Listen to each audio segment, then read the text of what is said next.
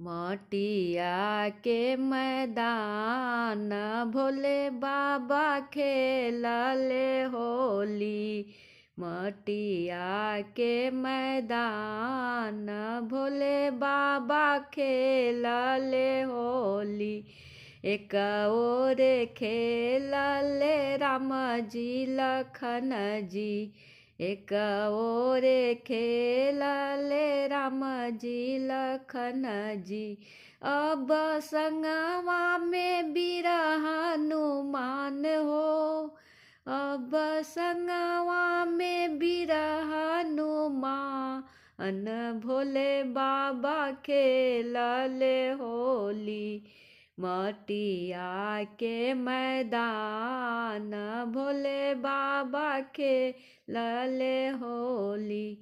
काथिनी के उजे रंग बनत हैं, कथी के उड़े लाय वीर हो। अहो कथी के उड़े लाय वीर भोले बाबा खेलले होली।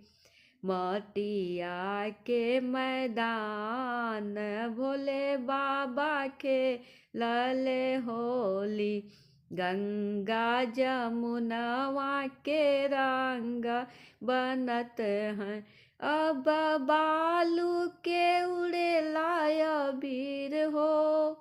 अहो बालू के उड़े लाय वीर भोले बाबा खेलले होली। एक पिचकारी हम भोले बाबा पर मरली, एक पिचकारी हम गौरी मैया पर मरली।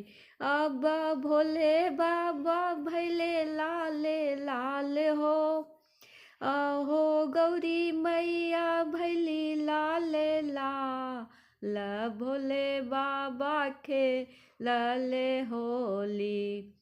मटिया के मैदान भोले बाबा खेलले होली। धरती में खेलली धरती माता हो, स्वर्ग में सूरज भगवान हो। अब स्वर्ग में सूरज भगवान भोले बाबा खेलले होली। मटिया के मैदान भोले बाबा खेलले हो।